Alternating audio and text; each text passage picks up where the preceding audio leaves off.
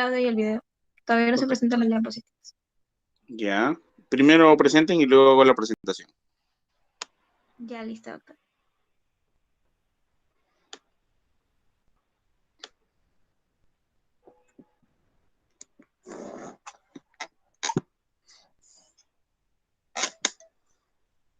Bien, buenas tardes con todos. Mi nombre es Ana Belén y en esta oportunidad el Comité Permanente de Atención Integral en Salud de la Sociedad Científica de Estudiantes de Medicina Veritas tiene el agrado de presentar y dar inicio a esta ponencia titulada Dificultades en la producción científica en APS. Para explicar la dinámica, recordarles que en los comentarios de YouTube va a estar fijado un comentario con el link para que ustedes puedan depositar sus preguntas durante la ponencia, las cuales serán resueltas al finalizar la presentación. Aprobado con estos detalles, presentamos al doctor Luis Axel Alzamora de los Godos Urcía, quien es investigador Renacid Carlos Monge nivel 3, docente en la maestría en Gerencia Social.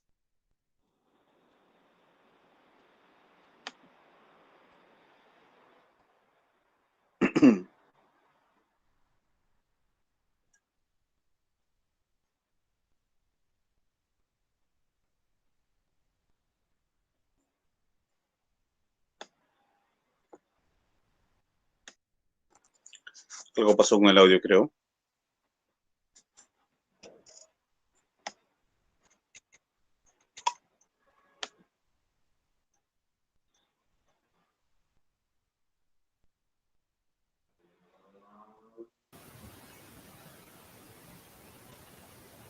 Algo pasó con su audio, creo. No se escuchó la última parte. Buenas.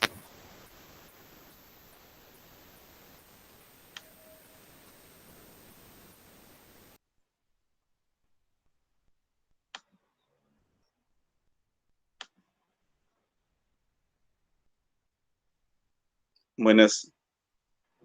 ¿Escuchan?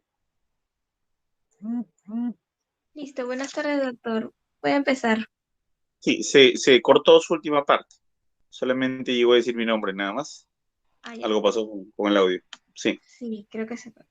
Listo, participantes, buenas tardes. Como les estaba comentando, tenemos la presencia del doctor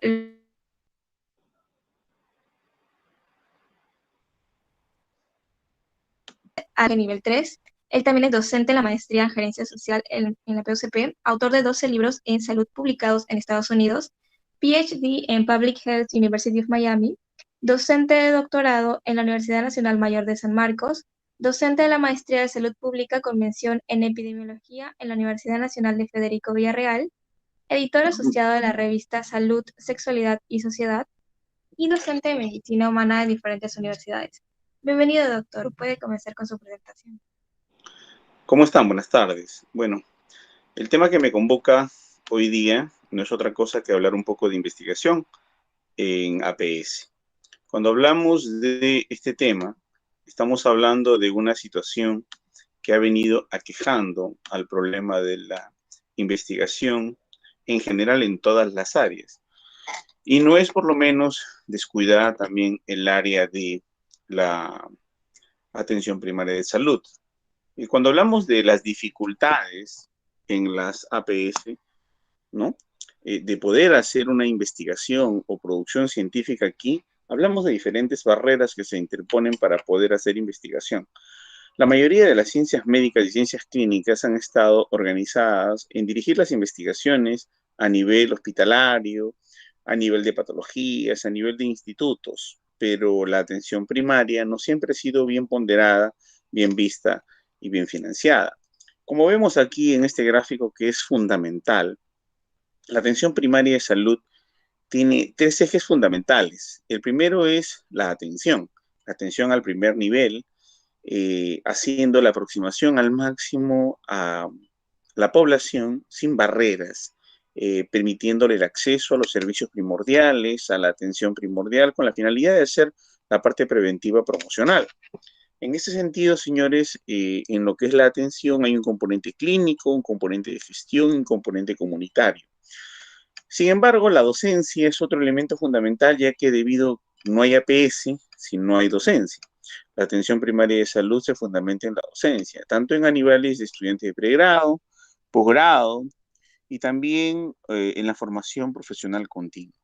Sin embargo, el vértice de esta fundamentación de la atención primaria de salud se encuentra centrada en la investigación científica, ya que no hay APS si no hay investigación científica. Entonces, la investigación científica tiene que ser un eje primordial para poder desarrollar los componentes de poder mejorar la calidad de la atención y los servicios en el nivel primario, dar una docencia efectiva para formar los futuros profesionales, sobre todo a nivel de serums, a nivel de prácticas preprofesionales, a nivel de externados, y sobre todo la investigación nos permite a nosotros desarrollar las estrategias pertinentes para estos dos componentes. Sin embargo, miren en la siguiente gráfica que voy a presentar, cómo ha estado discurriendo la investigación a nivel de la atención primaria de salud. Como vemos aquí, a nivel del mundo, el 47% de toda la investigación en atención primaria de salud se da en Estados Unidos y Canadá, parte de México. El otro 45% de toda la investigación en atención primaria de salud está siendo en Europa occidental, ¿no? En España, Francia, Italia, Inglaterra, y básicamente se centra en la parte de Francia, ¿no? Y todo lo que es la parte nórdica. Sin embargo, el resto de países que es donde más atención primaria de salud existen y donde más se necesita para mejorar las inequidades de la salud y ponderar las capacidades humanas para poder establecer reducción de brechas y permitirle acceso a la salud a los menos favorecidos, es donde menos investigación se realiza. Fíjense, el Perú, ¿no? Tiene 1%, que diga Latinoamérica, tiene el 1% en investigación en atención primaria en salud, lo cual implica que existe muy baja productividad a este nivel. Lo mismo ocurre en África, que tenemos 0.6%, y en la zona pobre de Asia, el 1%. Entonces, como vemos, señores, los países que más necesitan de atención primaria de salud y donde más las enfermedades transmisibles, inmunoprevenibles, afecta y azota al mundo, con los quintiles más graves de pobreza son los que menos investigación hacen a este nivel. Y justo porque hacen menos investigación a este nivel, es porque menos se puede solucionar los problemas de las inequidades, es porque hay menos acceso a los servicios de salud, hay más barreras culturales que interponen entre la provisión de los servicios, la promoción y la prevención, ya que la gente o la población de los lugares más pobres tienen una creencia muy importante. Esa creencia es que los servicios de salud les hacen daño y no les van a ir a proveer servicios adecuados y de calidad. Creen que nosotros vamos a atentar contra su salubridad, atentar contra su bienestar y están centrados en una atención básicamente tradicional, herbolaria, rudimentaria, popular, que se aleja de la aproximación de la medicina occidental, pero básicamente porque nosotros mismos ponemos brechas de acceso a la atención al tratar de occidentalizar nuestra provisión de servicios, de tratar de establecer unas barreras y prácticamente distanciarnos de la población porque no las entendemos, no hacemos una adecuación cultural, no nos aproximamos y definitivamente la población nos considera como un gran enemigo. Entonces, en muchos países de pobreza extrema, con poco nivel de desarrollo, se logra pues muy poco nivel de investigación. Y eso pues amplía las brechas, amplía las distancias y no aproxima a los servicios de salud a la población. Y es justo lo que la atención primaria de salud trata de luchar o trata de erradicar. Trata de evitar, ¿no?, que los servicios de salud se alejen de la población, sino todo lo contrario, se aproximen. Entonces vamos a leer, vamos a plantear y vamos a explicar las dificultades establecidas por diferentes entidades como la Organización Mundial de Salud, el análisis que ha hecho la OPS y el Banco Mundial para determinar las dificultades para hacer dicha investigación, atención primaria. Fíjense, uno de los principales problemas es la importante presión asistencial. se tiene que atender en el primer nivel, pero hay que cubrir con una cuota, un cupo de atenciones. Digamos, un médico tendría que atender 20 atenciones al día, tendría que hacer productividad, tendría que cumplir con un rol. Por ejemplo, si tenemos un médico que da 15 atenciones, pues él tiene que llenar registros sanitarios, él tiene que hacer visitas domiciliarias, él tiene que hacer todo un rol administrativo porque tiene que dedicarse a lo asistencial. Nunca hemos visto que un personal de salud periférico, un personal de salud en un centro, puesto de salud o un hospital de primer nivel se dedique a la investigación. Ni hay consideración presupuestal, ni política, ni normativa para considerarlo de que está haciendo investigación. Digamos, si lo vemos sentado en una laptop procesando cuadros, él no estaría haciendo su trabajo. Lo mismo una enfermera, lo mismo una obstetriz, lo mismo cualquier personal de salud. Entonces hay una presión por trabajar y atender pacientes. Es una presión asistencial. El otro punto es que falta tiempo, porque una vez que ha cumplido con el nivel asistencial hay que llenar documentos, y son muchos documentos. Tenemos el GISMIS, tenemos los reportes, tenemos las fichas, tenemos los consolidados, tenemos las PECOSAS, tenemos los recetarios digitales, el subir información al sistema, el subir a la computadora, en el caso de algún personal, el Guaguared, tenemos el programa informático de nutrición. Cada uno de los componentes tiene que estar enlazado con un sistema administrativo cada vez más complejo. En supervisiones que hemos hecho a nivel de las atenciones de la periferia, pues hemos encontrado a veces que los centros de salud o puestos de salud a veces cierran a las 10 de la mañana, ya no reciben más personas para atender. Terminan su atención a cierta hora del día, como por decir 11 de la mañana, y de 11 a 2 de la tarde se dedican a llenar documentos administrativos. Entonces existe falta de tiempo porque tienen que llenar muchos requerimientos documentarios para poder lograr reportar logros. Y esos logros pues dan una buena imagen a los sistemas de salud, dan una buena imagen a las DIRIS, a las redes, dan una buena imagen al Ministerio de Salud.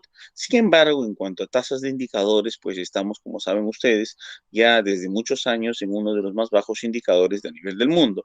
No solamente con el COVID, que nos ubican en la primera tasa de muerte a nivel mundial por COVID, ¿no? Sino también como cuarto puesto a nivel mundial en tuberculosis, primer puesto a nivel mundial en multidrogoresistencia a la tuberculosis, como el puesto 172 a nivel mundial de 180 países evaluados en cuanto a los peores indicadores de salud. Entonces, ¿para qué llenar tanta documentación?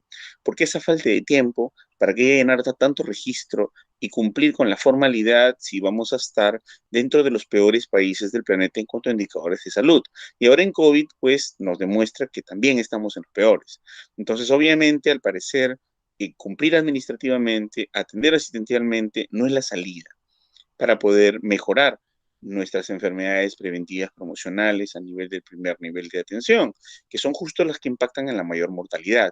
Entonces, este descuido justo es por no investigar a nivel de atención primaria. Si no sabemos qué causa la mortalidad de la población es porque no conocemos sus barreras e identidades culturales, sus paradigmas, sus formas de vivir, su cosmovisión para enfrentar las patologías y enfermedades. No nos interesa porque no hay un presupuesto, una política, un financiamiento para ello.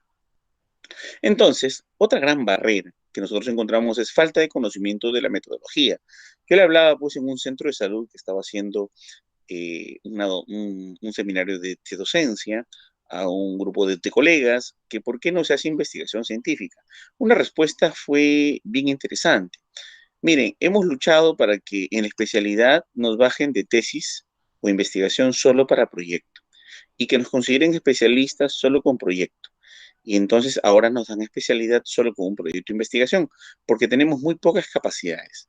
Otro de los profesionales, otro de los médicos me decía, pero mira, Lucho, si nosotros no hacemos ni nuestra tesis de maestría, egresamos de la maestría y estamos 5 años de egresados, 4 años de egresados, 12 años de egresados, unos colegas, otros 14 años, y no logran graduarse, si no pueden hacer ni su tesis de maestría porque la hacen tan complicada y hay mucho desconocimiento de la metodología, ¿qué nos van a pedir hacer investigación en atención primaria? Entonces, es absurdo, eso no es real. Nos comentaban algunos médicos en un pequeñito grupo focal que hice para enterarme, entender y empaparnos un poco más del problema, para ver por qué o cuál es la base de la escasa investigación en atención primaria. Otro problema que tiene es obviamente la dispersión en el trabajo. La dispersión en el trabajo es muy complicada porque Bueno, hay que atender en clínica, hay que atender en el centro de salud, en el puesto de salud, hay que atender en el consultorio particular, hay que atender en la docencia, hay que pesetear en diferentes sitios para poder tener un ingreso decoroso, para ser un profesional que viva en condiciones decorosas. ¿Qué significa vivir en condiciones decorosas? Tener por lo menos un nivel adecuado para solventar los gastos mínimos vitales básicos y estar por lo menos en un estándar óptimo. Para eso el personal médico eh, y en general el personal del equipo de salud tiene que tener 3, 4 o hasta 5 trabajos. Entonces nos hemos dispersado en el trabajo. ¿Qué tiempo va a haber para investigar?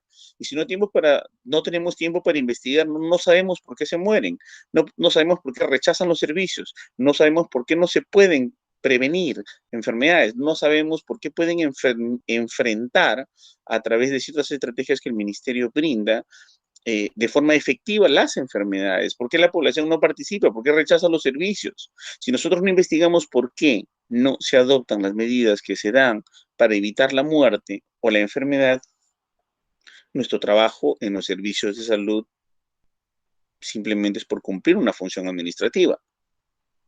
Entonces, esta dispersión en el trabajo, de repente por muy bajos salarios, de repente porque querer tener una expectativa decorosa de vida, nos permite descuidar la investigación. Y carambas, y esto implica también que no hay un reconocimiento adecuado, ¿no? Entonces no existe siquiera, bueno, si no me pagan dinero por investigar, o no invierten horas hombres, o dentro de mis horas que yo tengo para ejercer la atención, no me remuneran por hacer investigación en atención primaria, ya que somos uno de los países con niveles muy altos de mortalidad y morbilidad en todo, los indicadores que puedan ustedes imaginarse, en todos, ¿ok? Les ganamos a Sri Lanka, Sierra Leona, a Bolivia, a Haití, a Quito, ¿no? A Ecuador, a países que están incluso muy por debajo de nuestros ingresos y nuestro desarrollo económico local, ¿no?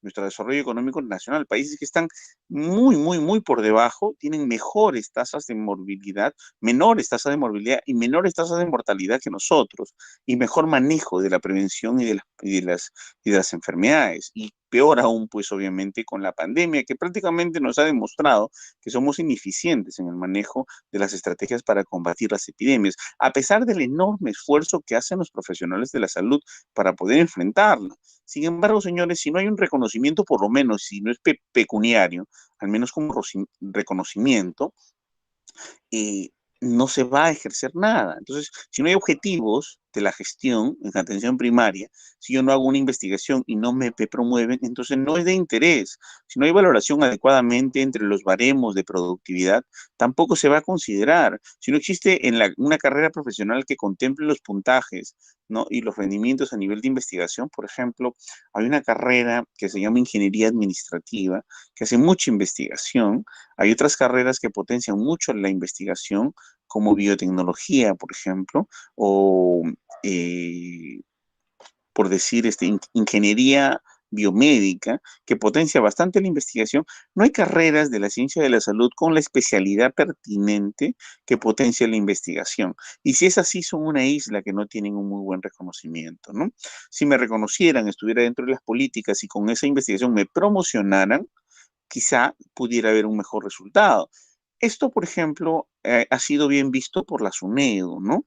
Ha logrado hacer algo muy interesante. Por ejemplo, los profesionales en general, si hoy hacen una investigación científica, son reconocidos con un nivel de reconocimiento de investigador. Y ese reconocimiento de investigador va de la mano con la docencia universitaria. Te da un bono la universidad nacional con la que enseñas, pero es a nivel educativo. No estamos hablando de ese mismo reconocimiento y objetivo de gestión a nivel de salud.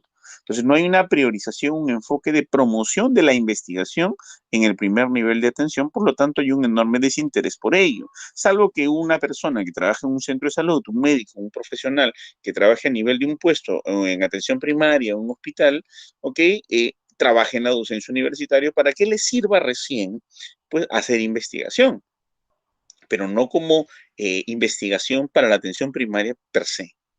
Entonces, señores, hay una falta enorme de motivación, falta de estructuras de apoyo, dificultades de financiación, escasa tradición investigadora, ¿no?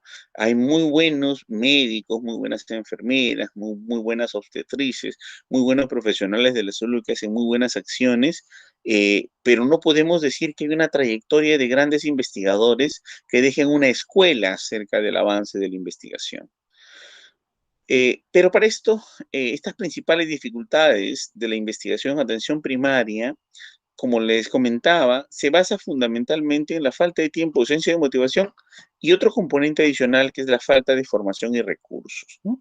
Si no entrenamos a las personas para que sepan investigar y no hay un financiamiento para ello, no se va a producir investigación, ¿no? Entonces vamos a tener que tener la enorme suerte de concursar a políticas concursables del FONACYT, del CONCITEC o del INS, que van a ser premios prácticamente lunares, ¿no? Muy aislados, que muchas veces están involucrados en temas prioritarios para el Estado, que no necesariamente son temas prioritarios para la comunidad, ¿ok? Porque si los temas prioritarios para el Estado y el Ministerio de Salud son los temas prioritarios para la comunidad, entonces las brechas y las inequidades se reducirían. Sin embargo, esto no es así. Estudios con técnicas multivariadas que indiquen o asocien la asociación de la investigación con la formación, ¿no?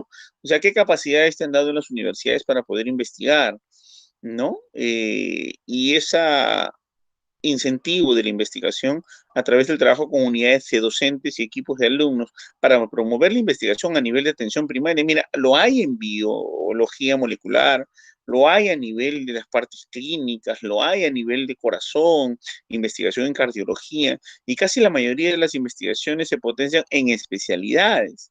Bueno, eso es pensar en la recuperación del paciente enfermo, pero si estamos hablando de la atención primaria de salud, estamos hablando de la prevención que el paciente se enferme o prevención de que una persona que aún no es paciente o no se convierte en paciente porque está sana aún, no se llegue a enfermar. Entonces, no hay equipos de docentes que han promovido la investigación porque esto realmente no se propicia porque se hace mucha investigación en el primer mundo y en el tercer mundo o en el segundo mundo, en países en vías de desarrollo o en países como Perú, en un arduo crecimiento económico y desarrollo, no se prioriza por la sencilla razón de que hemos clinicalizado la investigación. La investigación a nivel médica es biomédica o clínica. No hay investigación preventiva promocional, salvo que sea una tesis para que se gradúe a alguien, la hace y la abandone. Y como voy a aplicar una encuesta que a las finales no sirve para nada, que solo pregunto opiniones, percepciones de la gente, se gradúa un profesional y se acabó el asunto. Y ahí murió y no tiene una política de seguimiento en las cuales se basen las necesidades de la población y los problemas de salud. Entonces prácticamente hemos dejado de atender, si es que alguna vez atendimos, la atención primaria de salud en el componente de investigación. Hemos atendido la APS en diferentes otros niveles, pero se ha descuidado mucho el nivel de investigación. Miren, 1% a nivel de Latinoamérica, lo que producimos a nivel mundial, ¿no? De toda la investigación que existe. Entonces, el trabajador de los centros de salud, por ejemplo, ¿no? O los puestos de salud, ¿no? Tiene mayor número de profesionales, pero no para que algunos se dediquen a la parte asistencial, otros a la parte preventiva, promocional, comunitaria, donde hagan seguimientos, y otros para que se dediquen a hacer la investigación. No, todos los contratados son para que atiendan. Y la atención tiene que ser una atención de la demanda, una atención de la identificación de casos o la atención de la identificación de problemas, ¿no? En muy pocos casos se investiga sobre las actividades. Pero a pesar de eso, señores, hay que potenciar algunos elementos muy importantes para ver los aspectos positivos que se necesitan o debemos contemplar para realizar la investigación en atención primaria. Primero que la atención primaria dispone de un tiempo específico, ¿no? De conocimientos. Tenemos que aprender lo que es atención primaria de salud, los niveles que corresponden a la actividad preventiva promocional, ya sea no solamente en puestos de salud, sino puestos, centros y hospitales de atención primaria, porque no solamente a nivel de este asunto de la promoción y la atención básica que se da a nivel de puestos se encuentra en la atención primaria. Como lo sabemos, también se encuentra incluso hasta a nivel recuperativo para poder evitar una potencial o posible secuela. Entonces, la atención en estadios más precoces de la enfermedad, sin embargo, es el foco primordial de la APS. ¿Ok? Y obviamente esto es mucho más importante que trabajar el punto de la especialización. Se puede investigar en salud, Y en investigación, en atención primaria, se puede investigar mucho más que en cualquier otra área, solo hay que conocer y manejar la metodología. Hay que entender que existe una relación continua con los pacientes, mientras que en la parte clínica de una cirugía cerebral cardíaca, el paciente está anestesiado, vemos la evolución, vemos afasias, vemos reacciones, reflejos, iridio pupilar, vemos reflejos que tienen que ver con reflejos motores de primera, segunda neurona, etcétera, que son mucho más especializados, donde el paciente casi no necesita ser identificado porque relacionamos intervención con signo, con síntoma, con recuperación.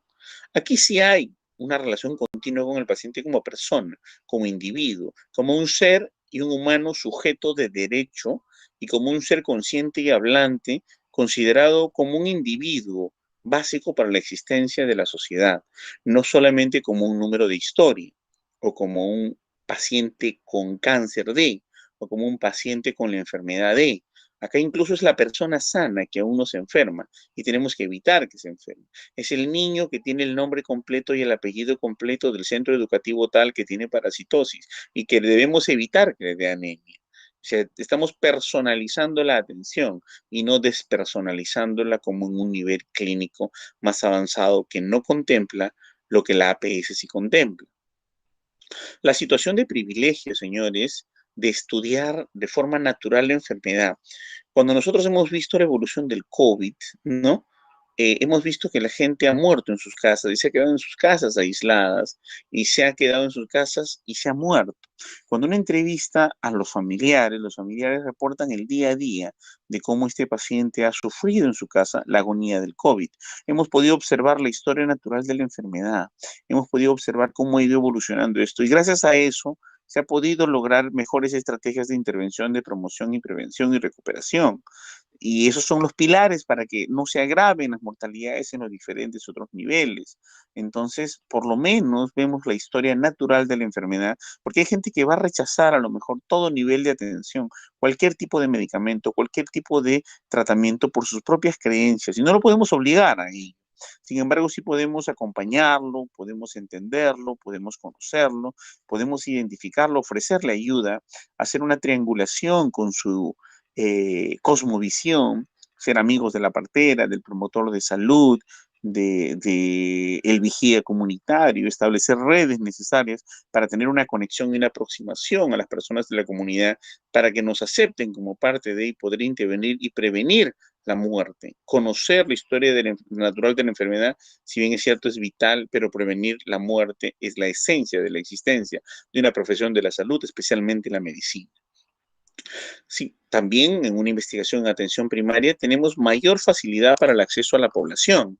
En atención primaria, donde se atienden las patologías más prevalentes. Un problema de cáncer muy especializado, una fase de Broca, de Wernicke, un problema de circunvoluciones cerebrales o un problema de tálamo óptico o de hipocampo que tenga que ver con el problema de memoria o que tenga que ver con los problemas de retención o de sensibilidad o de agresividad pueden ser muy puntuales, pero no son elementos tan prevalentes. Sin embargo, la parasitosis masiva de los niños es altamente prevalente. La diarrea crónica por falta de higiene de las manos, las diarreas agudas en los niños son altamente prevalentes. Las crónicas dadas por yardiasis, por algún tipo de problema que está relacionado con su alimentación, higiene de las casas, por las mascotas en el hogar, el problema del asma en niños, por la abundancia de mascotas con falta de higiene, el polvo, la falta de paredes, las viviendas con esteras, ¿no? Diferentes ácaros, suciedad, aproximación con rellenos sanitarios, ese tipo de problemas que atiende la atención primaria de salud para prevenir las enfermedades, si la tenemos en contacto y podemos investigar mucho acerca de ella. Existe también, señores, la inquietud entre los profesionales por poder explorar cada una de las patologías antes de que éstas se den, cada uno de los problemas antes que generen una enfermedad. Entonces, las condiciones de los determinantes sociales a nivel de salud básica, a nivel de salud preventiva, a nivel de salud promocional, lo podemos conocer, identificar, entender, manejar, comprender, investigar y publicar, justo para evitar que se den mayores compromisos y poder manejar con estrategias pertinentes el acceso y el abordaje de la población con estrategias preventivas promocionales adecuadas. Existe, señores, la incertidumbre, por lo tanto, de si se puede evitar la aparición de la enfermedad, si se detecta de forma precoz y se mejora el pronóstico. Solo se hace en atención primaria, ya que ya los casos detectados graves o desahuciados llegan a un nivel más complejo. ¿Cuál es el diagnóstico? ¿No? Que es una potencial abordaje de la APS. ¿Ok? Si la prueba de, ¿qué prueba diagnóstica pudiéramos pedir en estadios tempranos para evitar que se complique una enfermedad? ¿Qué tratamiento es el mejor para el paciente en los primeros niveles de los estadios de su enfermedad? ¿Ok? ¿Cuál será la evaluación tras el tratamiento?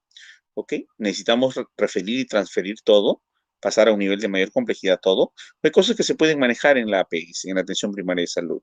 Existe gran variabilidad de la práctica clínica entre los profesionales, que debería ser investigada, porque algunos profesionales dan medicina natural no comprobada, porque algunos retardan la atención, porque algunos dan diagnósticos con demasiados exámenes auxiliares, porque otros no hacen un estudio con una historia clínica más profunda, profusa, exhaustiva, etcétera, etcétera. Hay una heterogeneidad de las formas, maneras de atender, una heterogeneidad de las formas como tratar. Hay una heterogeneidad de las formas como manejar un cuadro clínico. Hay una heterogeneidad de las formas de cómo prevenir una enfermedad. Y existe un mercado muy arduo y muy abundante de la visita médica, del visitador médico, de las promociones de fármacos, de la promoción de medicamentos comprobados o no comprobados que existen dentro del ejercicio de la actividad preventiva promocional, muy comercial. Sin embargo, investigamos esto, sabemos cuál es su alcance, sabemos cuál es su impacto en la población, lo conocemos, no lo estamos investigando.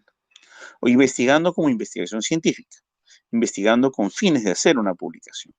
Entonces, señores, ¿cuáles son las condiciones para mejorar la investigación en atención primaria? Primero, que debemos formar parte de los objetivos, ¿no? Esta investigación en atención primaria, de los objetivos de gestión en atención primaria. Todo centro o puesto de salud o hospital de primer nivel de atención, ¿ok? O policlínico de atención primaria, debería, señores, debería tener como parte de los objetivos de gestión la investigación científica. Si no se encuentra, pues no estamos hablando de profesionales de la salud, no estamos hablando de ciencia, no estamos hablando de un país que se preocupe por hacer su trabajo. No, estamos hablando quizá de un Instituto Nacional de Salud muy preocupado en brotes, en problemas epidémicos, pero de repente muy poco priorizados son sus objetivos en lo tradicional, en lo endémico, en lo cotidiano, en lo común, en aquello que causa la mayor tasa de mortalidad. Antes del COVID, señores, la primera tasa de mortalidad eran las enfermedades respiratorias crónicas y agudas. Estamos hablando del EPOC, estamos hablando de problemas de insuficiencia respiratoria, estamos hablando de atelectasias, estamos hablando de problemas de crisis asmáticas complicadas, estamos hablando de enfermedades respiratorias, ¿no? En general. Y sin embargo, no se encuentran como parte de las prioridades del Estado y mucho menos de la gestión sanitaria en general. Y es de primer nivel de atención. Y los pacientes llegan con insuficiencia respiratoria a morir a los hospitales y se cuentan solo como estadísticas, cuando esto pudieron haberse prevenido, controlado, manejado, evitado a nivel del primer nivel de atención. ¿Cuántos pacientes viven durante muchos años con una bronquitis crónica, una faringitis crónica o problemas de enfermedades respiratorias altas o medias que jamás fueron tratados con ningún antibiótico, ningún medicamento? Y su sistema inmunológico no respondió adecuadamente durante muchos años. Y la inflamación crónica ha generado secuelas durante mucho tiempo para mediar su salud. Entonces, no existe o todavía no se plantea a cabalidad o con decisión política y financiera objetivos de poder hacer investigación en atención primaria de salud. Otro punto importante, señores, es establecer por parte de la administración las líneas prioritarias de investigación. Hay que sentarnos a trabajar los equipos multidisciplinarios e interdisciplinarios, ¿por qué no? Porque no solo médicos, ¿por qué no interdisciplinarios? Para ver las líneas prioritarias en investigación en atención primaria de salud. Tenemos líneas muy definidas en cardiología, en neurocirugía, en neurología, pero líneas muy dispersas, gaseosas, poco firmes, poco determinadas en atención primaria. Salvo que sea un brote, una enfermedad metaxémico transmisible, ITS, VIH, eso está claro. Pero ¿eso es todo acaso la atención primaria de salud? ¿Es lo que causa la primera tasa de mortalidad en el Perú? ¿Es lo que más mata a la población? Hay muchas líneas por definir, muchas prioridades por existir y mucho financiamiento para mantenerlas. Hay que investigar, señores, en atención primaria. La potenciación de las actividades científicas, si no hacemos eventos científicos como este y otros que potencian la investigación en atención primaria, donde abordemos la metodología y orientemos a la población que va a hacer investigación con herramientas necesarias para poder intervenir o hacer una investigación, entonces no vamos a tener claro, ¿no? Que la investigación científica es fundamental. Señores, cuando una población muere y muere por enfermedades prevenibles y muere por enfermedades que no existen en otras partes del mundo, que son raíces de los determinantes sociales y de la pobreza, como la diarrea aguda, como la neumonía en niños, como la neumonía en adultos, antes del COVID, ¿eh? Como problemas de, que tienen que ver con enfermedades respiratorias agudas, asma crónico, etcétera, etcétera. ¿Acaso no es importante la priorización de actividades científicas para potenciar la investigación en este nivel? Solo nos importan las enfermedades más complejas y que suenan más bonito y que se pertenecen a las superespecialidades, que son las que menos muerte causan, no son las que más muerte causan. Hay que promover la existencia de grupos multicéntricos, ¿no? Estaba yo reunido hace muy poco con una persona, un activista muy importante de un grupo de élite, que le interesa hacer proyectos de prevención, promoción e investigación. Yo le preguntaba, a raíz justo de esta ponencia, para un poco escudriñar su mirada, su perspectiva y su visión. Oye, ¿pueden entrar otros profesionales? No, no, no, solo médicos. Pero podrían participar en tu equipo algunos de otras universidades. Bueno, eso sí, por la pandemia. Si no hay pandemia, el grupo es cerrado. Entonces, si no hay investigación multidisciplinaria, interdisciplinaria, transdisciplinaria y multicéntrico, no hay investigación, señores. Las investigaciones que se publican en Estados Unidos y en Europa, ustedes han visto, son 6 personas de 6 universidades y las 6 o 7 u 8 personas de diversas profesiones que potencian y sustentan una tesis en cada uno en su diferente universidad. Y la misma investigación les permite un grado académico y publican el trabajo inter, trans y multidisciplinaria y multicéntricamente. Si no hacemos equipos que nos permitan unir y cerrar las fronteras y eliminar las barreras interuniversitarias, interprofesionales, transdisciplinarias, no vamos a poder avanzar en ciencia. Nadie sabe todo y lo sabe todo a la vez. Si no incorporamos un estadístico que haga una investigación científica y el joven esté haciendo su tesis de pregrado en estadística y tengas tú a un joven que esté haciendo su tesis de medicina y una señorita que esté haciendo su tesis de enfermería y están trabajando una investigación en atención primaria de salud, si no potencias y esa tesis no le sirve a los 3 para que esos 3 se gradúen en simultáneo, con las increíbles y enormes capacidades predictivas matemáticas del estadístico, con la visión de salud a profundidad que tiene el médico y la proyección de atención preventiva promocional que tiene la enfermera, y esa misma investigación no les permite el grado académico a los 3 y no les permite hacer una publicación a los 3, no podemos avanzar jamás en ciencia. No podemos investigar en atención primaria de salud. Si no hay transdisciplinaridad, interdisciplinaridad y multicentrismo, señores, no hay investigación. Vamos a seguir cerrados a la visión de esta es mi frontera, esta es mi barrera y no puedo ir más allá porque esta universidad es cara, acá se paga. No, acá somos la élite, acá no entran otros. No, en medicina es superior, otras carreras que se esperen. La atención primaria no entiende de eso. La atención primaria de salud entiende de personas que se van a morir. Y se van a morir estando sanas y de una diarrea aguda. Se van a morir de una neumonía, que quien tiene acceso al niño es la enfermera.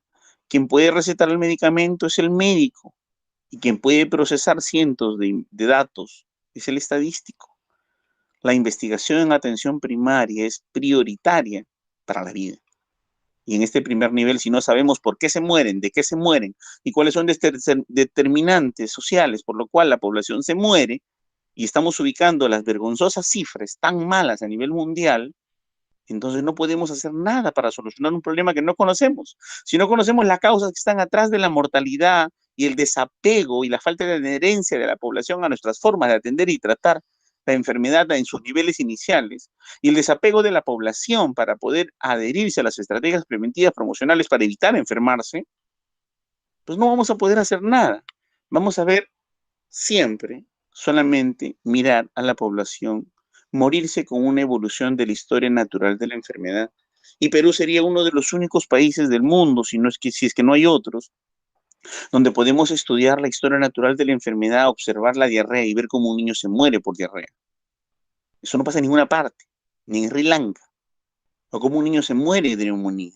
En Perú, ahora, en el 2021, por inequidades sociales, por falta de acceso a los servicios, por problemas determinantes sociales. Y sobre todo, porque no teníamos idea cuál es la causa de la muerte o por qué rechazaron los servicios. ¿Es que acaso la gente de la sierra no considera que el color blanco, por ejemplo, es un sinónimo de muerte? Llevamos ambulancias blancas, centro de salud blancos, personal de salud vestido con traje blanco, chaquetas blancas, mandiles blancos. Y la población de ciertas zonas de la Sierra Central considera que el blanco es muerte. Envuelven a sus cadáveres en túnicas blancas, en sábanas blancas, y les llevamos todo nuestro servicio de atención modo blanco a atenderlos. Si ni siquiera eso lo sabe el personal de salud, ni la dirección regional, ni el propio centro. Y chocamos culturalmente con la población, estoy dando un ejemplito de cientos de ejemplos, entonces no vamos a poder tener una buena recepción. No vamos a poder romper esa barrera cultural para poder acceder a la población y hacer que ellos entiendan que la vida y su salud es importante y que tienen que tomar medidas preventivas. Y nos van a escuchar en nuestra promoción de la salud, pero solo si investigamos y conocemos dichas barreras.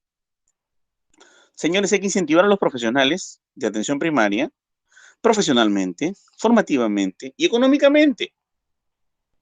Si no hay una partida que digas, oye, si tú publicas te financio con tanto, bueno, si vas a hacer una investigación, te aumenta tu sueldo por decir 500 soles al mes, y eso va a ser para tu investigación. Si no hay un incentivo y una producción que a las finales significa en prevención de la mortalidad poblacional por condiciones naturalmente prevenibles y por determinantes sociales que la atención primaria puede evitar que cause la muerte, ¿ok? Entonces no podríamos estar hablando de que la investigación en atención primaria sea viable. Pero una de las cosas que sí podemos hacer, que ya no depende del Estado, que ya no depende de el financiamiento, que ya no depende de las creencias de la población, que ya no depende de su ideación cultural, que ya no depende de la cosmovisión de la gente y la lucha eterna por poder ser aceptados por la población, y no que la población nos comprenda cual nosotros seamos, sino adecuarnos culturalmente a ellos. Esa lucha eterna, que ni empieza a hacerse en algunos casos, en algunos sí, es una lucha que tiene que ver con la parte política, etnocultural, transcultural. Pero algo que sí podemos hacer es esto que viene y lo he señalado en rojo: la formación en metodología y la investigación, el apoyo estadístico y metodológico a los grupos de investigadores. Eso sí podemos hacerlo. Por lo menos eso podemos hacerlo. Y si eso se puede hacer, entonces ya hemos dado un gran paso. Y ese gran paso puede derribar inequidades. Porque si un serumista hace una investigación, un interno, ojalá hayan internos en los centros de salud más, ojalá los serumistas para poder graduarse del serum no solamente hagan un informe, sino una investigación. como se hace en Inglaterra, como se hace en Estados Unidos, ¿ok? Y ellos pongan y propongan una investigación cuyos resultados son viables para la mejora de la comunidad, para la mejora de la sociedad en esa zona con inequidades, entonces ya habremos avanzado bastante. Entonces, estos dos puntos creo que sí son puntos que podemos hacer mucho. El resto depende de la política, de la formación, de las decisiones del Estado. Si es que le interesa bajar la mortalidad en la población. Y estoy hablando de fuera del COVID, ¿eh? Estoy hablando fuera de los tiempos del COVID. Ahora estamos, ¿qué sería pues con respecto a los tiempos del COVID? Es mucho más complicado.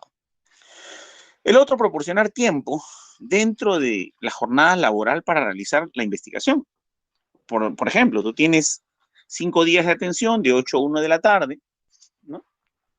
Y de los 5 días de atención, un día es dedicado a la investigación. Solo a la investigación. Ya eso es una motivación. Y eso depende del Estado, del Ministerio de Salud, ¿no? Depende simplemente del jefe del departamento, del servicio de salud, el director del centro o puesto de salud. Si es que logra entender que esto es relevante. Otro punto es evaluar la producción científica de los profesionales, ¿no? Y promoverlos, ¿no? Así como está haciendo el RENACID, el CONCITEC, así como está haciendo la promoción de los docentes universitarios, ¿por qué no una promoción de aquellos profesionales de la salud que investigan para promoverlos en sus cargos, aumentarles sus salarios, cambiarlos de posición, darles una jefatura? El director del centro de salud, el jefe de departamento, sea aquel que haya hecho una investigación en atención primaria y no solamente aquel que tiene mejores contactos, ¿no? Introducción de la atención primaria, ¿no? Y la medicina de familia en las áreas del conocimiento en la universidad. Sabemos que la universidad siempre ha tenido grandes dificultades por aceptar que la atención primaria es de vital importancia, ¿no? Y siempre los cursos de atención primaria han sido reducidos a uno: salud y sociedad. Por ahí con mucha lucha: salud, sociedad 1, salud, sociedad 2. Por ahí con mucho esfuerzo: salud comunitaria. ¿Ya para qué eso? Si tienen epidemiología, punto, ¿no? Entonces, como que la atención primaria ha sido vista como una pérdida de horas y de tiempo en la universidad, ¿no? ¿Para qué van a dedicarse a eso, no? Ya por último, los que les interesa hagan su especialidad en medicina de familia, pues ya, que se queden en sus postas. Así decía un amigo mío, director de un centro de salud, ¿no? ¿Para qué más? Decía. Bueno, ¿para qué más? Para evitar que la gente muera y para hacer actividades preventivas promocionales eficaces, para lograr evitar aquellas enfermedades prevenibles en el primer nivel que causan la mayor tasa de muerte en el Perú. Para eso. Creación del departamento de medicina de familia en la universidad. Imagínense que las universidades tengan un departamento de medicina de familia, medicina preventiva, o un departamento de atención primaria. Todas las universidades, ¿no? Sería interesante. Y sería interesante porque se preocuparían por atender este problema, porque se preocuparían por la información y la investigación para enfrentar los problemas del primer nivel. O de la atención primaria, no hablemos del primer nivel, porque hay atención primaria, primer, segundo y tercer nivel. Eso ya lo sabemos. Pero señores, ¿quién investiga más en APS? Miren, señores, la universidad 52%. Obviamente para las tesis. La universidad más los hospitales 5.5%. El hospital 7.7%. Los puestos de salud 1.7%. La atención primaria más la universidad 3.3%. Hospitales más atención primaria más universidad 0.38%. Hospital más atención, ¿no?, primaria 0.19%. Miren, entonces, señores, la universidad es la que más le interesa, pero como motivo de una tesis, no como motivo de una investigación que continúe en el escenario. Y revisamos un poco de estas investigaciones de APS que se dan en las universidades, ¿no?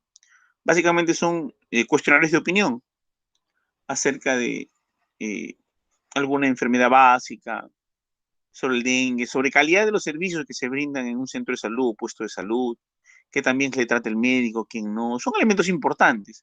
Pero hay que sistematizar esto, organizar, hay que potenciar. Si la universidad tiene este interés, pues entonces guiemos y seamos asesores de las tesis de estas universidades para que no solamente hagan investigaciones que son importantes, sino investigaciones que son realmente útiles, ¿no? Muy bien. Aquí estamos observando una muy importante, pero muy importante tabla que tiene que ver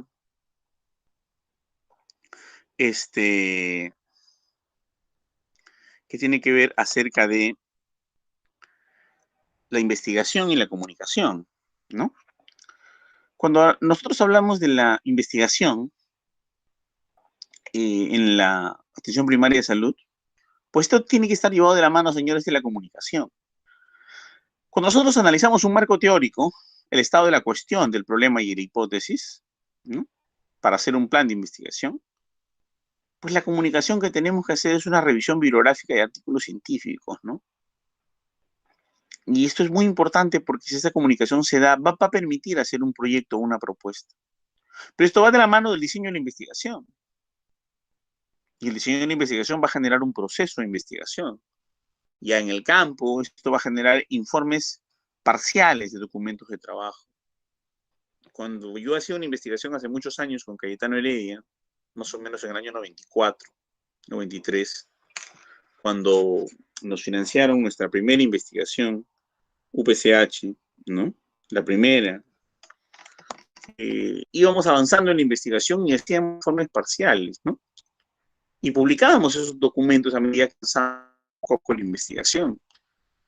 Cuando terminamos la investigación, ya era nuestro séptimo paper publicado, ¿no? O sea, es un proceso continuo.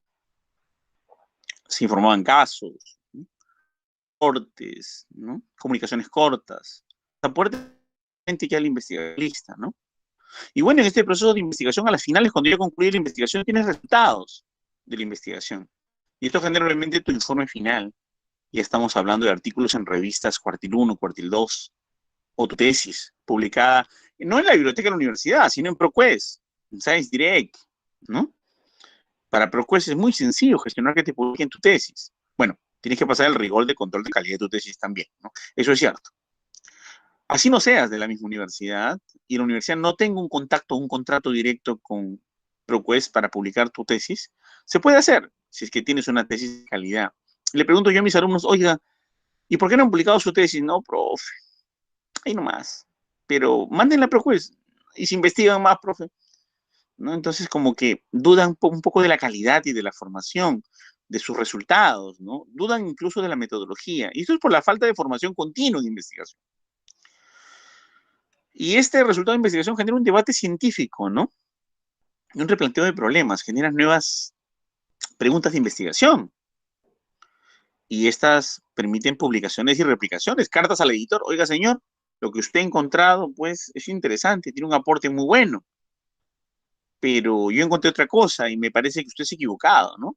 Y las cartas al editor empiezan, y los comentarios, y las citas. Los diseños, y esto te permite generar una nueva investigación, un diseño de otra investigación. Y esto te genera, señores, nuevos diseños y propuestas. Entonces, vamos ahora a ver el punto, ¿qué hacer? ¿No? ¿Qué hacer? Haces tu investigación, bajas información de Web Science, bajas información de Redalog, de Scopus, de Cecielo, organizas tu gestión bibliográfica, tu literatura científica a través de como Mendeley, Sotero, Ignot, haces tu investigación científica, la publicas en un Open Journal System, ¿no? La publicas y la mandas a una revista de Scopus que está aquí, pero para eso le corres un Plagium, un Turnitin, un Urcum, ¿no? Haces una comunicación de tu población para que se entere a la gente en Twitter, firmas tu sustentación y tu referencia y la manejas y la cuelgas en YouTube. Luego de haber publicado tu investigación y que te citen 2, 3 personas ya estando en Scopus, y estando en la web, y te dice, no quiero ser, si acaso, un revisor, le voy a mandar mi investigación para que usted sea de una persona de publicar en una revista indexada. ¿Usted quiere pertenecer a Publons o no? Ah, bueno, a ver, te mandan la revista que diga la investigación, haces una revisión, mandas tu reporte. Cuando la CEP, después de hacer sus apreciaciones y correcciones, ya eres un corrector Publons. Cuando yo hice mi primera corrección Publons hace algunos años, me sentí muy, muy contento, ¿no? Aparecí por primera vez en la base Publons de Web Science. Y dije, caramba, yo pensé que me mandaban, yo de buen samaritano corregí y se quedaba, ¿no? Te aumenta puntajes en tu biodata, ¿no? Y tu H-index, lo cual es importante, porque existes en el sistema. Existes en el sistema. Pero no para presumir de que existes en el sistema, sino porque hiciste ciencia, señores, y contribuiste a la ciencia. Y sobre todo en investigación de atención primaria. El proceso no es ajeno y no debe ser ajeno a ustedes. Es sencillo realmente. Atreverse a investigar, es atreverse a poder hacer otra investigación, atreverse a un plasma de investigación lo más accesible a ti posible, sistematizar la forma, hacer, hacer, hacer una exactamente para tú, no para que encuentre tu aporte. Eso es una investigación muerta. Una investigación que no se publica es una investigación que no sé, es una investigación que no cumple el ciclo de la ciencia. Y la investigación en APS no se queda atrás. Pero todo, profesor, la investigación en APS es una parte de la medicina. No, señores, es una parte de las ciencias sociales. La sociología de la educación, la gente no entiende lo que le decimos. Y no lo que le decimos, porque para la gente enfermarse es natural. No le va a lavar las manos a los niños 20 veces al día porque eso no es natural, porque no tenemos agua. No le va a bañar a los niños todos los días porque no hay agua. Políticas sociales, estudios étnicos. Esta gente de esta zona es bajita. Tiene 1,30 m, 1,40 m. Y así ha sido por generaciones. Y tú le dices, oye, debe comer más carne, más hierro, debe subir de talla y no te va a entender. Porque la población dice, mis niños son bajos. Acá todos han sido bajitos. Y si somos bajitos, ¿por qué se preocupa que sean altos? En su etnicidad, en su etnografía, en su cosmovisión, la talla baja está normal, está bien. Y tú le das hierro y quieres que se alimente mejor y le das chispitas, multimicronutrientes para que se potencie su crecimiento. Ellos dicen, quieren experimentar con mis niños y te van a rechazar. Si no entiendes este escenario, no hay atención primaria, no es solamente medicina, señores. Es política de la sociología de la ciencia, que tiene que ver con el medio ambiente, que tiene que ver con la visión y cosmovisión pública, que tiene que ver con el hecho de arraigarse a ideas, creencias, credos. Pues la población no quiere colocarle sangre a su paciente, es testigo de Jehová y tiene el derecho a decidir por qué. La población tiene el derecho a usar medicina natural.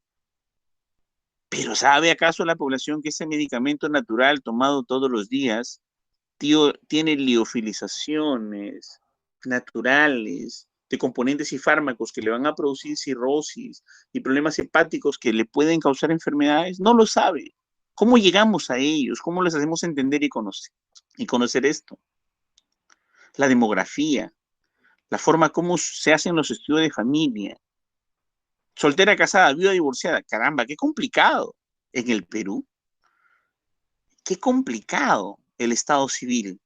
Una esposa que se separó de su esposo, que tuvo 2 hijos, el esposo se fue de viaje, desapareció, convive con una nueva persona que lo apoya, tiene un tercer hijo con esa persona, no es conviviente, no es esposa el que se fue. La condición es bien complicada de entender. A los estudios de familia y demografía son vitales e importantes para entender no solo la cosmovisión de la gente acá, sino la forma de vivir de las personas, a veces muy desordenada, muy, muy desordenada. Pero en ese desorden está comprender por qué se dan las patologías, las enfermedades. y abordarlas primariamente para poder evitar las complicaciones. La sociología de la antropología, la agricultura, señores, la multidisciplinariedad. La gente vive de la chacra, come de la chacra, se alimenta de la chacra. Tú vas a una zona de la sierra y le dices, señores, ¿qué va a comer mañana? Mi papita con mi mote, con mi cancha, con mi machca. Señor, ¿y no va a comer carne? No, no, no, el becerro está chiquito. En 3 meses lo mato para venderlo la carne y tener dinero para comprar sal y aceite.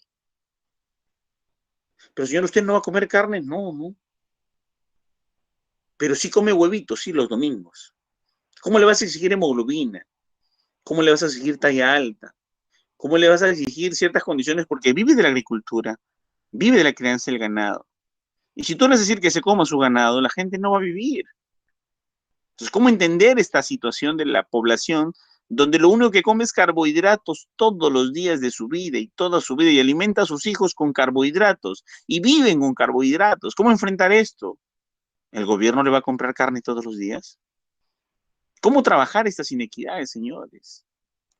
La sociología y la demografía, la gerencia social, las ciencias sociales, cómo entender la visión y la comprensión de lo que la población necesita, lo que la población quiere, lo que la población desea. La población tiene una mujer que se murió de parto y dice, está bien, se murió de parto, pero discúlpeme, pero se ha muerto, la muerte materna es prevenible. Mi abuela se murió de parto, la tía de mi madre se murió de parto, y se muere de parto es natural, Dios las llama. No hay nada más hermoso que morirse de parto dando a luz a un vida en el campo. Le tocó, pero disculpe, pero eso se previene. ¿Cómo que se previene? Es natural, te dice la población. ¿Y cómo te enfrentas a eso? ¿Cómo los educas? ¿Cómo le haces comprender que no es natural? ¿Cómo chocas culturalmente contra ellos? ¿Cómo los buscas con la enfermera y con policía, con militar, rompiendo puertas para que se haga su control del embarazo obligatorio? ¿Sí? Cuando para ellos esto no es un riesgo, es natural. Entonces, señores, la salud pública, la atención primaria de salud, cobra vital importancia, pero mira todo lo que tiene que llegar y pasar para llegar a este punto rojo. Todo lo que tiene que ocurrir para entender la cosmovisión, la etnoculturación, la transculturación, la aculturación, la herencia genética, las tradiciones, la herbolaria, las inequidades sociales, los determinantes sociales, la falta de agua, luz, pobreza, miseria,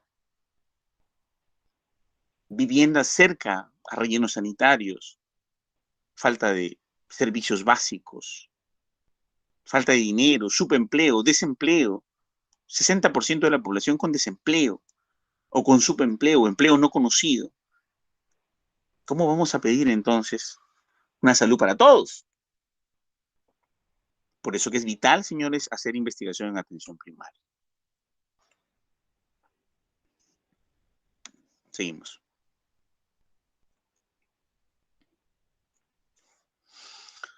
Ante esto, quiero hacer un aporte hoy día. Voy a avanzar un poco más rápido y es una parte técnica. Sobre el punto número 3 de las dificultades para la investigación en atención primaria. La falta de conocimiento metodológico, porque si el conocimiento metodológico se da, digamos que las poblaciones de profesionales de la salud, médicos y demás profesionales van a poder realizar y van a poder hacer investigación. Entonces, el pequeño aporte que uno pretende dar está un poco más allá de lo que las inequidades puedan hacer. Y es un pequeño granito de arena de repente para poder abordar y trabajar. Y creo que todos los metodólogos tienen que empezar a apoyar, a trabajar con atención primaria. Y creo que es vital para ello empezar a compartir la estadística y la metodología con los profesionales de la salud, ¿no? Hablemos rápidamente entonces cómo hacer un breve resumen, ¿no? de lo que es diseños de investigación en atención primaria. Bueno, hay dos modalidades de investigación, ¿verdad? Una que se usa muy poco, pero que las enfermeras usan mucho, que es la investigación cualitativa. No voy a hablar mucho de ello, solo voy a decirle que existe y que es importante. y que existen en dos escenarios, ¿no? La descriptiva y la interpretativa. La investigación cualitativa descriptiva trabaja pues los diseños etnográficos que contempla la cultura poblacional. Y el médico dice, no, no, no, investigación cualitativa no se acepta como tesis, solo cuantitativa. Entonces no habría atención primaria. No habría investigación en atención primaria de salud. Si solo sería cuantitativa, ¿ya para qué empezamos a hablar de que necesitamos investigación en atención primaria de salud? Es vital, importante la investigación cualitativa, señores. No la variable cualitativa, la metodología de investigación cualitativa en atención primaria de salud. Y hay dos, ¿no? La descriptiva y la interpretativa. Los diseños etnográficos que tratan de entender la cultura, la etnografía, cómo un pueblo vive, se desarrolla, se alimenta, come, se reproduce, coexiste, se higieniza, se alimenta, se educa, se enferma y se muere. Es vital entender esto en investigación cualitativa para la atención primaria de salud. Los diseños biográficos o narrativos, ¿no? ¿O acaso no fue importante la narración de la historia natural de la enfermedad de Daniel Sides Carrión? La biografía es fundamental como metodología. Los diseños fenomenológicos, ¿no? Como todo un pueblo entero en el norte de Poroto, en La Libertad. Tiene una característica muy importante, es el pueblito número 1, no recuerdo el nombre ahorita, es el pueblito número 1 del mundo con la mayor tasa de niños suicidas. Los niños toman los pesticidas de las plantas y ante la mínima llamada de atención de los padres o ante el mínimo, digamos, corrección o castigo de ellos, se envenenan. Ha sido caso de muchos reportajes de la National Geographic. Ha sido un lunar en el mundo, ¿no? Y es un fenómeno. Es un estudio fenomenológico, una cosa muy particular. Diseño de investigación, acción. ¿Este acaso no es importante ver por qué falla la atención en un puesto de salud, por qué fracasa en vacunas, por qué fracasa en el sistema, por qué hay más malaria, por qué no se recuperan, por qué no se atendió bien con el dengue, porque justo en esa zona hay más muerte materna que en otros lugares y que justo el personal de salud en esos dos lugares trabaja lunes y martes y se va al pueblo, miércoles, jueves, viernes, sábado, domingo, y solo va a trabajar lunes y martes y se va al pueblo 5 días a la semana, como si los partos pidieran atender solo lunes y martes? ¿No sería acaso hacer un diseño de investigación-acción relevante, importante para poder entender y comprender por qué el personal de salud tiene tanto desapego? Y esto ocasiona o genera problemas de mortalidad. Los diseños documentales, las revisiones de casos, muy importantes, señores. Las documentaciones acerca de escenarios donde las pandemias han devastado, donde tenemos registros y documentaciones que podemos analizar, interpretar, explorar, no necesariamente con una investigación cuantitativa. Tenemos también el diseño interpretativo, que se basa en la teoría fundamentada, señores, y la inducción analítica, a través, obviamente, de la teoría pura, de lo que es el análisis que tiene que ver con la fundamentación, propiamente dicho, lo que le llaman el análisis hermenéutico en investigación cualitativa. Las técnicas de recojo de datos para esto, la observación, simple o participante, te mimetizas, te vas a un centro de salud, convives con la gente, te haces amigos de la partera, ¿no? Conversas con los vigías, vas en asémil, a caballo, a burro, al río, a cual serumista, convives con la sociedad, pernoctas en los pueblitos, entiendes a la gente, ves sus cosmovisión, intervienes, ¿no? Atiendes, entiendes, comprendes, educas, sacas puntos claves, intervienes, previenes la muerte. ¿Ok? Las entrevistas, probablemente dicho, pero inestructuradas, tipo conversatorio, para entender, conocer a profundidad lo que la gente nos dice o nos habla. Grupos focales. Yo hice un grupo focal en el año 1995 con parteras para entender por qué la gente se muere en la sierra. Y una de las cosas que nos decían era, la gente no se muere en la sierra porque quiere. Es que la muerte es natural. Y además, la gente en la sierra no se muere porque quiere. La gente se muere en la sierra porque le da un mal aire. Porque ustedes cuando atienden a la señora y atienden a su guagua para que venga, abren las ventanas de la posta y el mal aire puede matar a la mujer o al niño.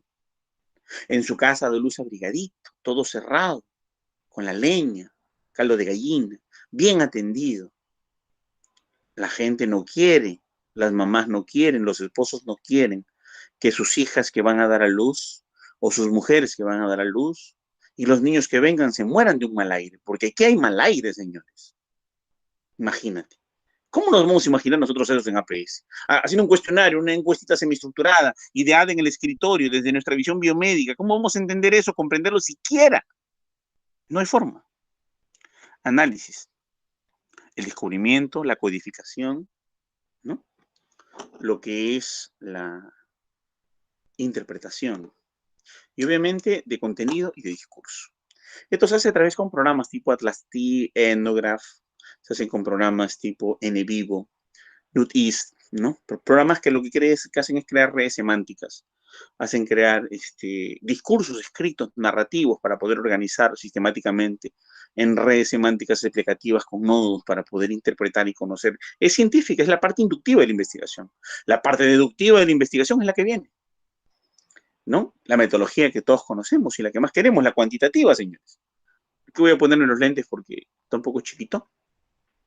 Dos grandes objetivos, ¿no? ¿Quién es, dónde y cómo ocurre la enfermedad? Estudios descriptivos. ¿Por qué? Estudios analíticos. En el estudio descriptivos, una pequeña síntesis del análisis, ¿no? Luego, terminar el estudio descriptivo, planteamos una hipótesis. En el estudio analítico, confirmamos la hipótesis. En el estudio descriptivo, tenemos dos unidades de análisis, ¿no? La población o el individuo.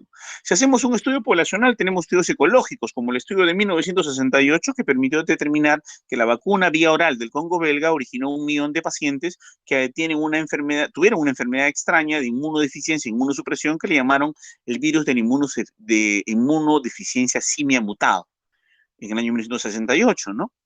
Todos los científicos conocedores del tema, del VIH, dicen que ese es el origen del SIDA, y lo aceptó la Organización Mundial de la Salud en el año 2008. Fue una vacuna vía oral dada por Hilary Kropotkin la que generó el VIH. Y eso obviamente a través de un estudio ecológico se demostró, ¿ok? Pero ya se comprobó en el año 2008 recién. No sabemos más, porque curiosamente grandes autoridades de esa época han sido grandes funcionarios de la OMS, ¿no? ¿Qué podemos hacer? El otro punto es la individual. Cuando tenemos estudios longitudinales, aquí cuando tenemos estudios longitudinales, ya lo conocen ustedes, ¿no? Podemos tomar decisiones importantes, ¿no? Estudios longitudinales o estudios transversales. En los casos de los estudios transversales, tenemos las pruebas diagnósticas, estudios de concordancia, asociación cruzada, series de casos transversales. Los estudios longitudinales no son más que seguimiento de manera descriptiva para ver cómo se comporta la enfermedad o cómo se comporta un tratamiento. Unilateral, no prospectivo, no comparativo, no aleatorio, ¿no? Es simplemente un estudio de una sola variable, a la cual se le va a hacer un seguimiento. En el analítico, señores, vamos a controlar al investigador si vamos a hacer que el investigador controle su variable. Si controla la variable, tiene los experimentales. Si no controla las variables observacionales, ¿no? Si tenemos los observacionales, tenemos el criterio de exposición y efecto. Si es expuesto o no expuesto, cohortes. Con efecto, sin efecto, casos y controles. Y podemos tener las cohortes ambipectivas, cohortes retrospectivas, o también llamadas las perspectivas históricas, que son un estudio que combina ambas cosas. Luego, si es que son experimentales, tenemos el ensayo clínico, el ensayo comunitario y el ensayo de campo. Dentro de los ensayos clínicos, saben ustedes que está el diseño cuadrado latino, contrabalanceado, anidado, diseño en bloques aleatorios, diseño factorial, etcétera, etcétera, que vamos a ver un poquito más adelante. Ya en breves minutos, porque solamente estoy dando un abordaje, no voy a profundizar en esto.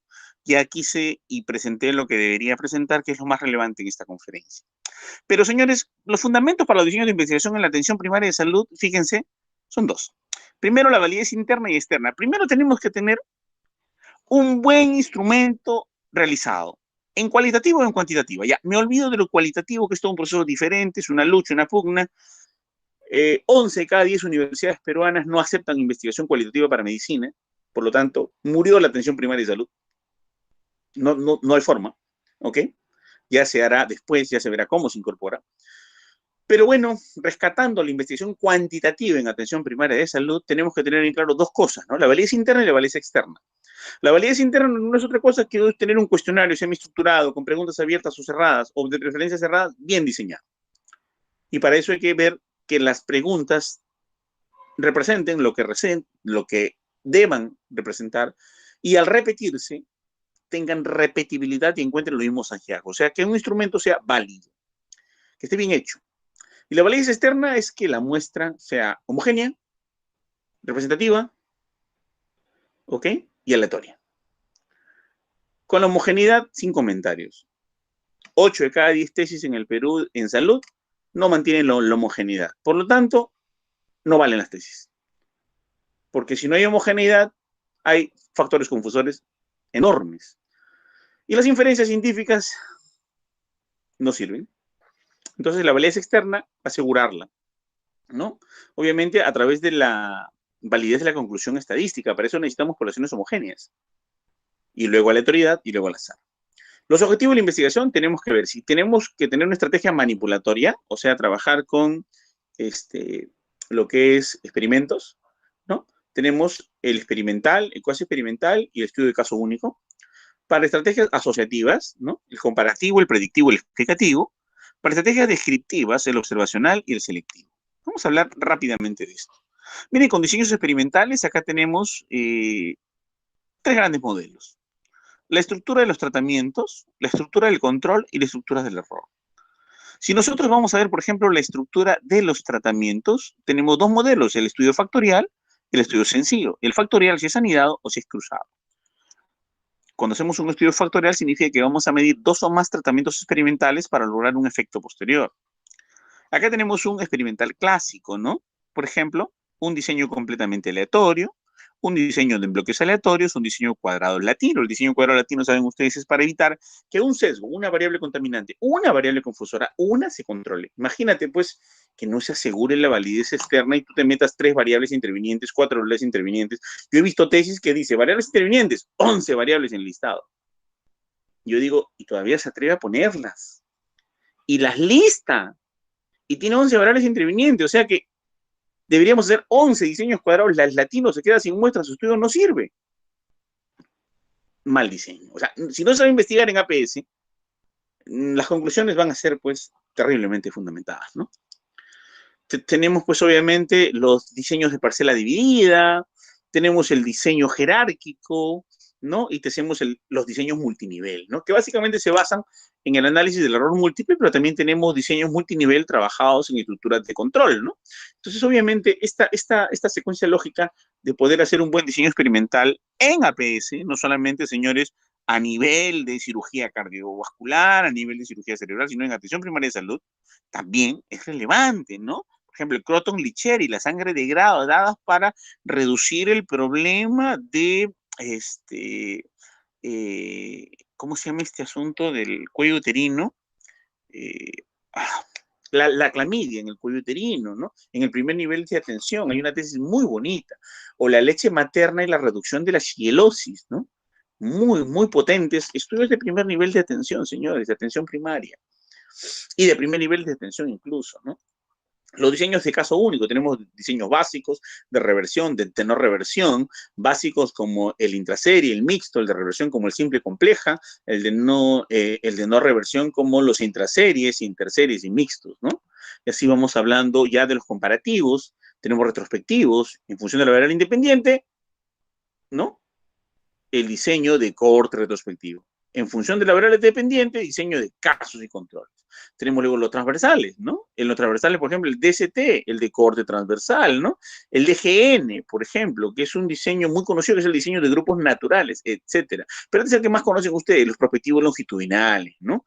Los prospectivos longitudinales tenemos, por ejemplo, un diseño que conocen ustedes, es el de cohortes, ¿verdad?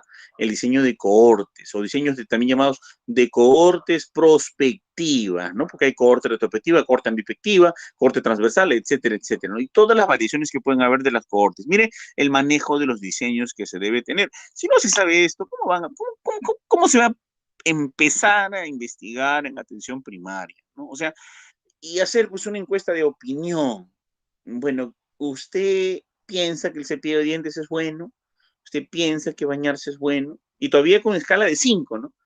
Totalmente de acuerdo, medianamente de acuerdo, ni de acuerdo en desacuerdo, parcialmente en desacuerdo, totalmente en desacuerdo. Dios santo. Y la escala de Likert dice que es eminentemente subjetiva, y la investigación cuantitativa es objetiva, y la cualitativa también es objetiva. O sea, no hay investigación científica que sea subjetiva. Bueno, sin comentarios. Estudios predictivos explicativos con el predictivo transversal longitudinal y los explicativos transversales y longitudinales también.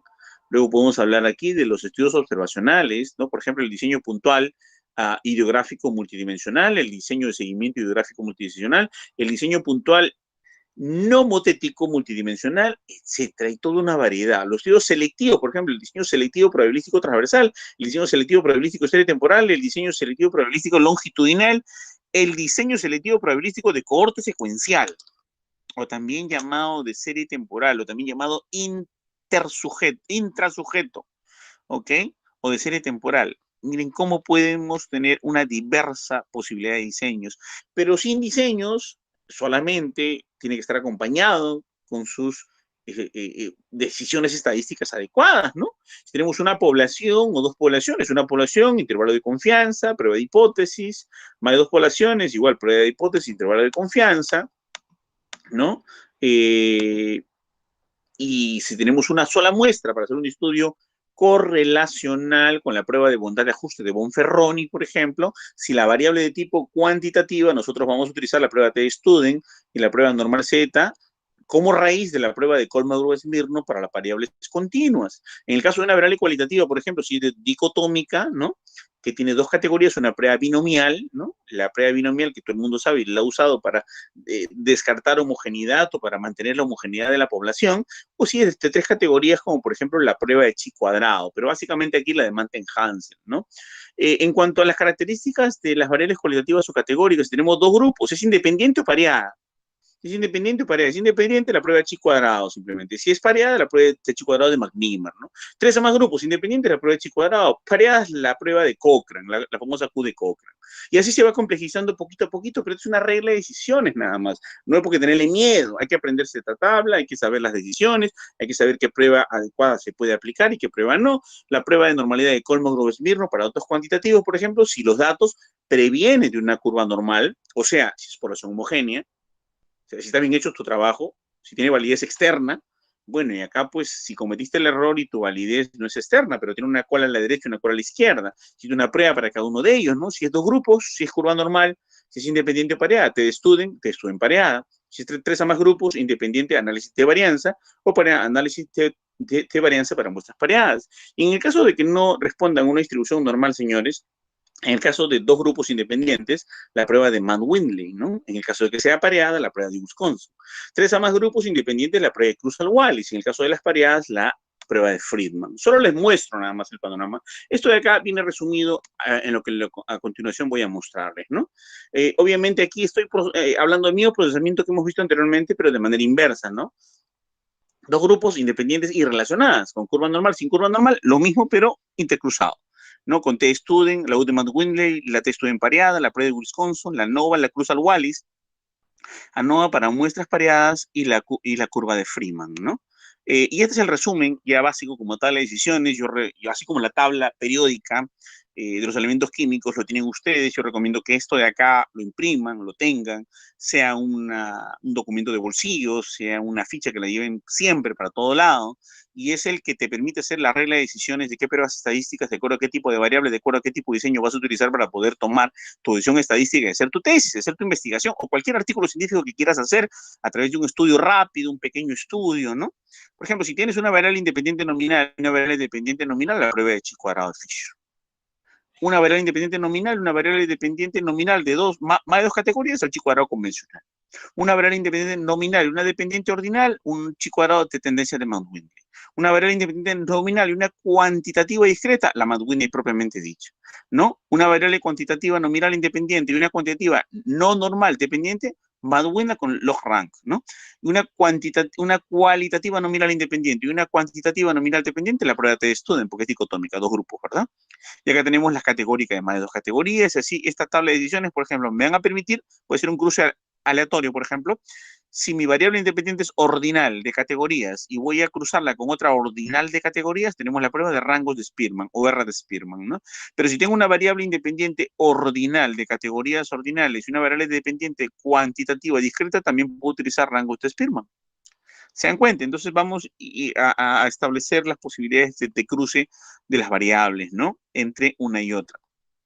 Por ejemplo, si tengo una variable cuantitativa normal con una variable cuantitativa normal y vamos a cruzar la famosa correlación de Pearson y la regresión lineal o la regla de regresión de mínimos cuadrados donde vas a establecer una ecuación de la recta y en esa ecuación de la recta, bueno, recta entre comillas porque puede ser una función lineal, cuadrática, cúbica, logarítmica, exponencial, etcétera, etcétera.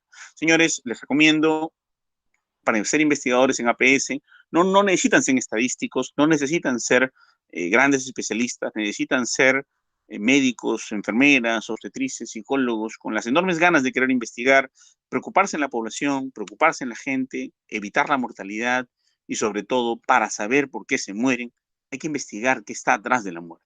Hay que investigar a qué está atrás de las epidemias. Hay que investigar qué está atrás de la vulnerabilidad de la población. Hay que investigar cuánto influyen las inequidades sociales en esa mortalidad. Hay que investigar cuánto influye en cada uno de los determinantes sociales en esa condición de la mortalidad. Y si hay determinantes sociales pequeños como la información, pequeños como el acceso a la cultura, pequeños como el acceso al tratamiento, poder manejarlo desde nuestra medida, perspectiva, aproximándonos culturalmente a la población, adecuándonos culturalmente, siendo aliados de la población y no siendo los enemigos de ella. Gracias, señores. Eso es todo. Excelente, muchas gracias por su ponencia. Ahora vamos a pasar a las preguntas que los participantes han dejado en nuestros forms. Olga, ¿te parece si puedes leer las preguntas, por favor? Sí. ¿Cuál es el principal determinante de salud que influye en la investigación en APS? Como lo decía yo, el primer determinante es, y lo acabo de explicar, ¿no? Es la falta de acceso al conocimiento de la metodología. Si el profesional de la salud no tiene pues acceso al manejo de la metodología, ¿para qué va a pedir financiamiento si no maneja la metodología? ¿Para qué va a pedir horas de investigación si no maneja la metodología? ¿Para qué va a poder investigar en los escenarios más interesantes para poder prevenir la mortalidad si no maneja la metodología? La metodología y la investigación, digamos, es el ABC de poder intervenir óptimamente en la atención primaria. Gracias. ¿Cómo podemos generar cultura de investigación en los estudiantes de medicina? Bueno, primero hay que convencer a las autoridades, ¿no?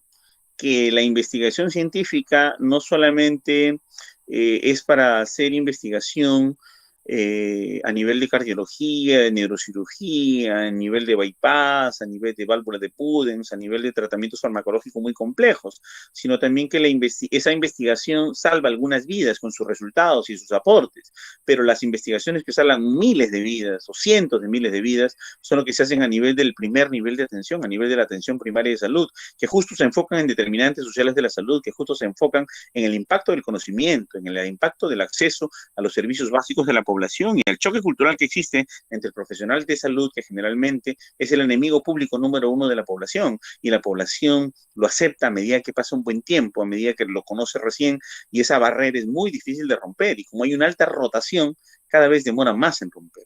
Entonces creo que hay que trabajar ese nivel. Siguiente. ¿En qué sector de APS nos recomienda usted empezar a investigar? Bueno, elijan trabajar a cualquier nivel, primero que se decidan las líneas de investigación. Podemos investigar en atención primaria, en salud materna, podemos en prevención de respiratorias infantiles, podemos trabajar en lo que es adulto mayor, podemos trabajar en salud mental, podemos trabajar en diversos niveles. Primero, que las universidades se enfoquen en grandes líneas de investigación y pues sobre esas líneas de investigación, como les decía yo, trazar políticas de investigación multidisciplinarias, transdisciplinarias, interdisciplinarias. Y lo primero, ¿no? Que tomen las decisiones que las tesis no son de a uno. Un solo profesional que presente una tesis es una tesis hecha con pocos esfuerzos, con muy limitadas capacidades, y si se integran otros profesionales y especialistas para poder hacer un trabajo de calidad, esto brindaría pues mayores potencialidades y mayores resultados y mejores hallazgos, realmente útiles, ¿no? Y sobre todo, en que sean aplicables, se publiquen las investigaciones, lleguen a publicarse, lleguen a haber una política de incentivos de publicaciones para que las investigaciones lleguen a todos y conozcamos todos de todo. Siguiente, por favor. La última pregunta es, ¿en cuántos años cree que el Perú lograría una atención primaria en salud ideal? Wow, Eso depende de cuán rápido avancen las políticas de salud y cuánto se permite una continuidad de las decisiones políticas. Y en el año 2002 estábamos muy avanzados en atención primaria de salud, muy, muy avanzados. Los equipos técnicos eran muy buenos, ¿no? Pero lamentablemente por esos años lograron entrar como ministros dos personas ultra religiosas que lo primero que hicieron, por ejemplo, fue desaparecer el Programa Nacional de Salud Reproductiva, desaparecieron el Programa Nacional de Planificación Familiar, desaparecieron los programas de métodos anticonceptivos, desaparecieron los programas de salud materna, desaparecieron psicoprofilaxis, dijeron que no era importante y sobre todo el Programa Nacional de Salud del Adolescente, que era atendido en salud reproductiva, con obstetricia, con salud reproductiva, donde se le brindaba consejería, métodos anticonceptivos, prevención del embarazo, control del embarazo, acceso, lo penalizó, lo convirtió en pena y cárcel, en una ley que prohibía la vida sexual activa de los adolescentes y quien permitía ese contacto, pues se penalizaba con cárcel y las parejas se iban a la cárcel, a la prisión. Entonces un gobierno, por ejemplo, de ese entonces nos hizo retroceder 20 o 30 años en políticas de salud pública, en planificación familiar. Se hizo persecución política, se empezó a cuestionar las ligaduras de trompas, se empezó a cuestionar la planificación familiar, se empezó a cuestionar la sexualidad de los adolescentes, se empezó a cuestionar todos los programas de salud de la mujer, indicando que la mujer, pues, cual la Biblia dice, es una persona de sexo débil que necesita ser protegida, atendida y súper llena de leyes para que el hombre que nace malo por naturaleza evite hacerle mucho daño. Entonces, en esos años, en el año 2002, retrocedimos decenas, 20 o 30 años en atención primaria, porque uno de los focos principales de la atención primaria de salud es la mujer, y sobre todo atender las necesidades de salud sexual, reproductiva y de métodos de planificación familiar y consulta obstétrica y prevención y promoción en la mujer, que es el eje fundamental para la atención primaria de salud. Bueno, en el año 2002 volvimos al año 70 o 68, 65 con estas políticas ultrarreligiosas, ¿no? Que hasta ahorita pues han dejado un gran impacto difícil de recuperar y de manejar.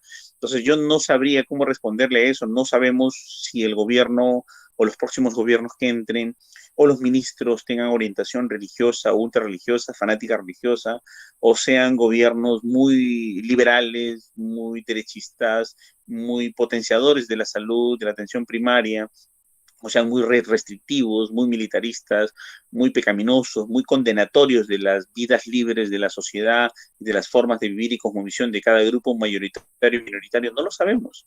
No lo sabemos y lo que tenemos que hacer desde el punto de vista de las ciencias de la salud, de las ciencias médicas en general, es tratar de luchar diariamente con investigación, con resultados y demostrar al mundo lo que dicen nuestros hallazgos para evitar que se retroceda y siempre ir avanzando en atención primaria, siempre ir avanzando en la prevención y promoción de la salud, ¿no? Por ejemplo, hace 2 años, 2018, hemos tenido las mismas tasas de muerte en adolescentes, porque son las desatendidas, que en los años 71, 72.